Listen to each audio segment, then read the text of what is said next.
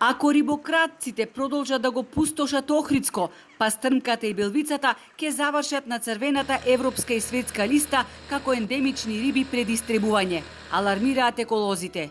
Иако законите предвидуваат строги мерки за заштита и покрај засилените контроли, недозволениот риболов и понатаму сериозно го загрозува рибниот фонд во езерото.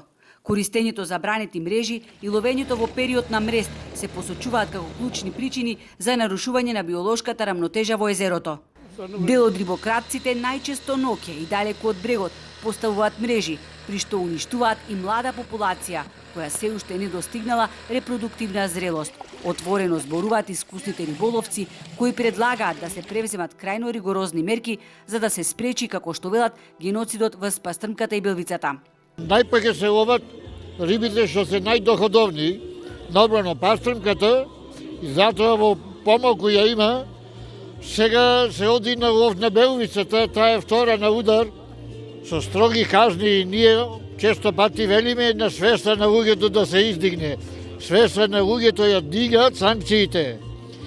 Кога добри казни ќе има и ред да се стави.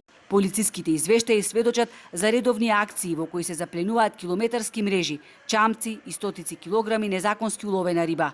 За илустрација, во периодот на мрест од 1 декември, кога е на сила целосна забрана за лов, запленети се 26 рибарски мрежи и 1465 единки белвица.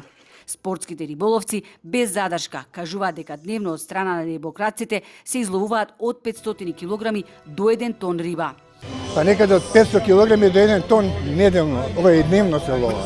И тоа се сверцува во Албанија, се носи одовде белвица, оттаму се носи пастрмка. Значи, цвета рибокрасето, цвета нелегалниот риболов и кафаните исто така треба само се појде во кафани, не продаваат кој неколку килограми пастрмка охридска, а немат од каде да ја набават.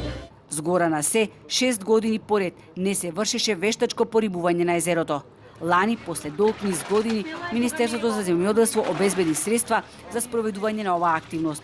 Од Хидробиолошкиот завод, чија основна дејност е порибување на езерото, а се спроведува 90 години, откако постои научната установа, велат паузата од 6 години нанесе несогледливи последици. Годинава, почнувајќи од 21 јануари, веќе се врши вештачкиот мрест. Сознанијата со кои што располагаат природонаучниците, а се резултат на спроведените истражувања, покажуваат дека е загрижувачка состојбата со ендемичните видови риба. Од ресорното министерство потенцираа дека во периодот кој следува ќе мора од корен да се менува законската регулатива, но не само кај нас, туку и во Албанија. Оти само така ќе успееме да го заштитиме рибниот фонд на Охридското езеро.